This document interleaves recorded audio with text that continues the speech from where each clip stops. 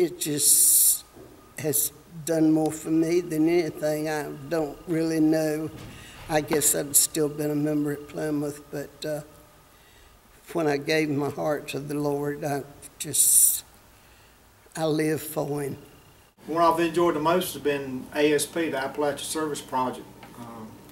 Went on the very first trip we did. I forgot what year it was.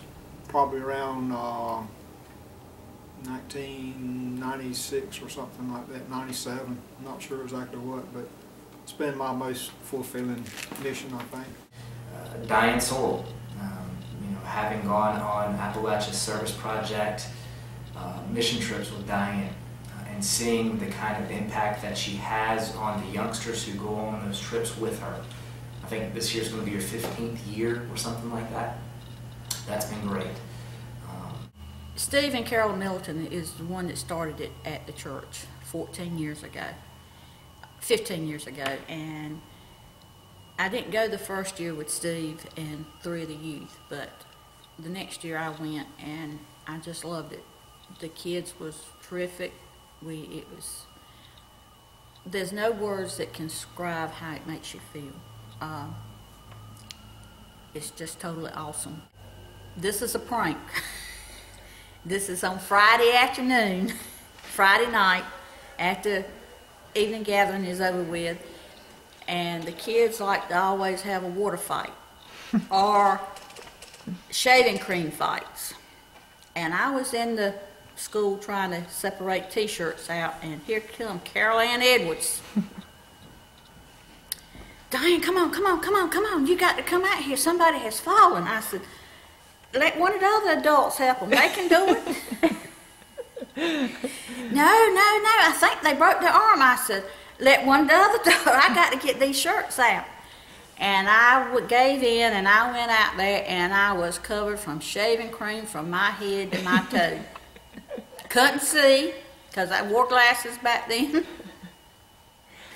And we had 2 of our guys up on a porch spraying water guns and shaving cream, and it's just a lot of fun with the kids.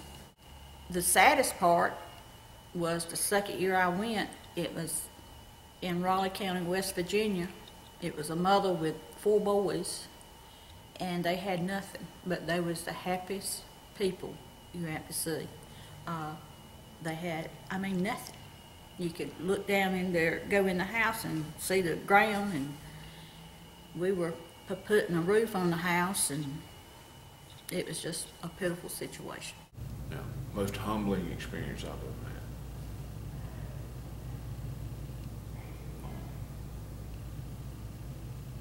had. And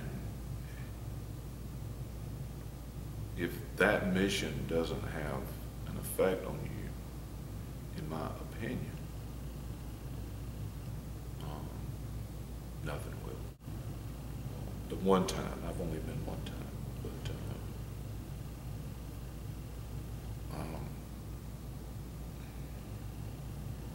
it's something that I think of very often, and something I'll never forget. Being in this sanctuary, sitting in here, and looking out the window. For many weeks I looked out the window, and then all of a sudden I realized the cross was there. For many weeks it was just staring out the window and seeing life, through those clouds in the trees, whether that was a beautiful clear day or whether it was a cloudy day. And then one day I became aware of the cross in front of it and how that speaks to me of life. In the Garden has always been one of my favorites. Maybe it's because I can still play it on the piano, but it's something if I ever feel a little down, or I can just sit down at the piano and play that. And I can't sing, but I'll sing by myself. And then another one that really touches me is Something Beautiful. I remember years back in the early 80s, I was going through a difficult time, and our choir director at that time sung a solo. And that, ever since then, that's been one that really touches and speaks to me. We also met at Vance for a while when the church was being remodeled. Yeah. I remember Melinda Kendall and I were responsible for playing we used to have a Sunday school assembly. Before Sunday school, you would meet like and sing some songs and have some announcements. And Melinda Kendall and I were asked to play the piano, and every time I had to play, we only could sing one hymn because the only one I knew how to play was What a Friend We Have in Jesus.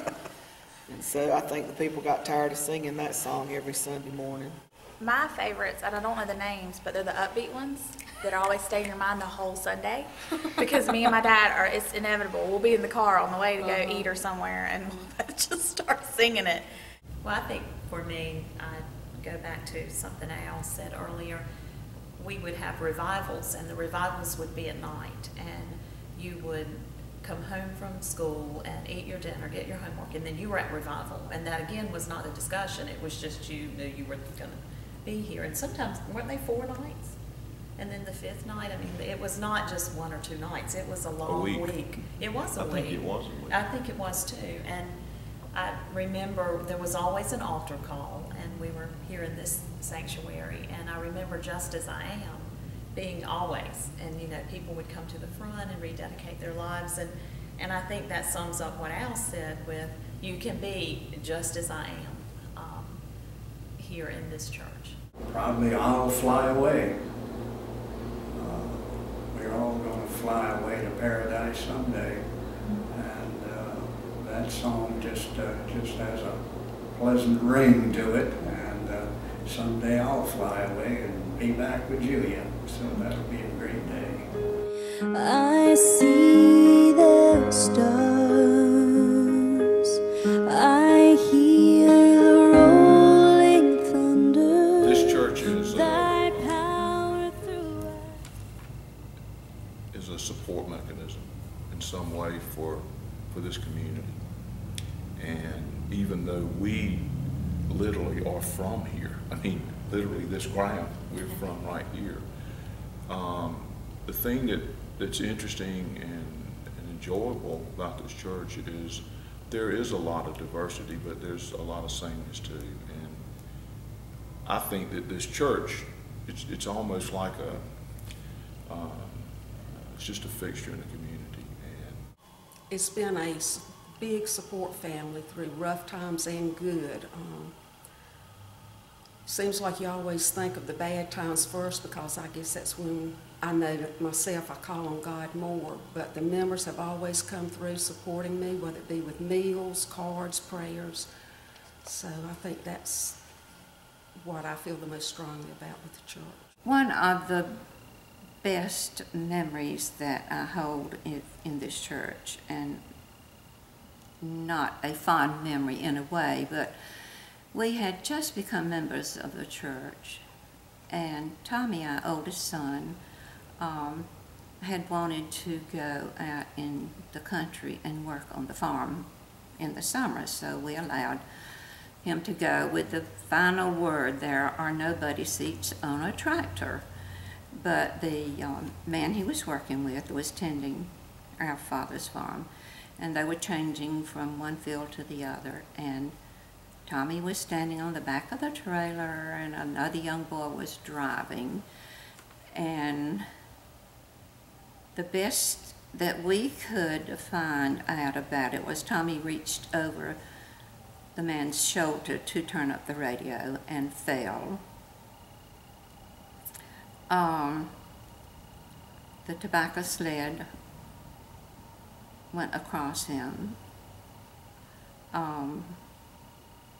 He ended up in the hospital, unconscious for 40-some days. And during that time, the church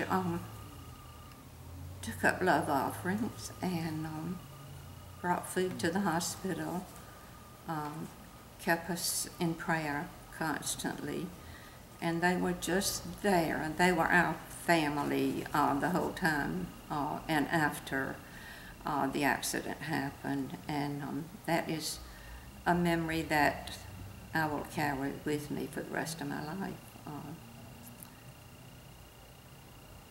You just can't imagine how much it means to a person at a time like that in their lives when people congregate around them and have prayers at the hospital and just take you in and take care of you during that trying time.